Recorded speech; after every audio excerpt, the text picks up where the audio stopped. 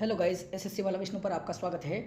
तो आज मैं आपको एसएससी का जो डॉक्यूमेंट वेरिफिकेशन होता है उसमें जो जो डॉक्यूमेंट्स रिक्वायर्ड है उनका सबका बायोडाटा मैं आपको दूंगा कि कौन कौन से रिक्वायर्ड जो डॉक्यूमेंट है वो डीवी के लिए इंपॉर्टेंट है, जो कि मस्ट आपको लाने ही लाने हैं। एक तो है सबसे पहले 10th की मार्कशीट और सर्टिफिकेट ऑफ कंबाइंड, दोनों का मतलब जो मार्कशीट और जो सर्टिफिकेट होता है 10th का वो दोनों साथ में लेके आने हैं। और देखो कभी कभी क्या होता है, जैसे आरबीएसई बोर्ड में मार्कशीट और सर्टिफिकेट एक साथ आते हैं एक ही मार्कशीट में, तो वो दोनों साइड का फोटोकॉपी करा के लाएं।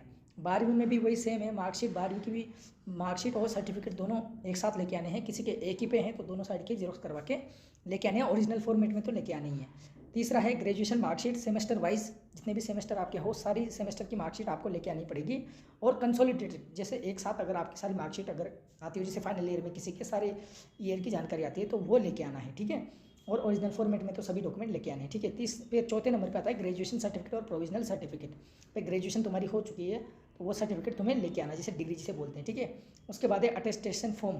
अटेस्टेशन फॉर्म जब अपन जॉब लग जाते हैं तब अटेस्टेशन फॉर्म अपने को जो ज्वाइनिंग अथॉरिटी है उसकी तरफ से भेजा जाता है, वो अपने को फिल करके ले जाना होता है, ठीक है। मेडिकल सर्टिफिकेट, मेडिकल और कैरेक्टर सर्टिफिकेट आपको लेके जाना पड़ता है। मेडिकल आप किसी भी मेडिकल हॉस्पिटल से बनवा लो, जो ऑथराइज हो, जो सीएम होता है ना, सीएमओ के सिग्नेचर, वहाँ पे चीफ मेडिकल ऑफिसर के सिग्नेचर अपने को चाहिए होते हैं। तो बढ़िया जो गवर्नमेंट मेडिकल जो हॉस्पिटल है वहाँ से अपने को बनवाना पड़ता है। और कैरेक्टर सर्टिफिकेट कोई भी 2 गजेटेड ऑफिसर से अपने को बनवाने रहते हैं, ठीक है।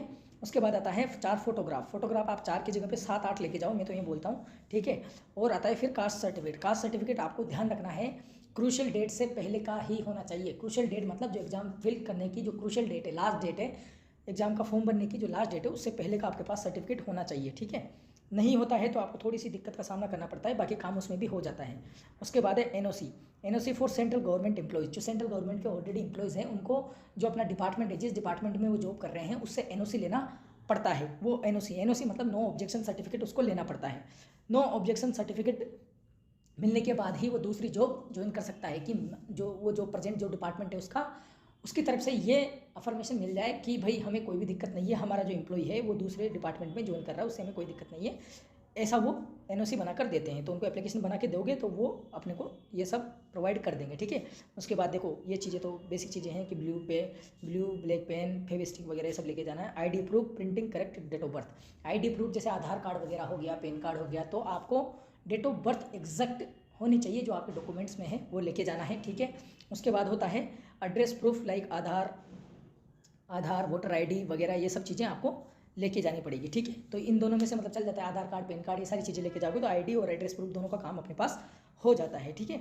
और देखो ये सारे जो डॉक्यूमेंट है, all over documents must be original and 2 set of photocopies. तो 2 सेट फोटोकॉपी के आपको इसी ऑर्डर में बना के लेके जाने हैं।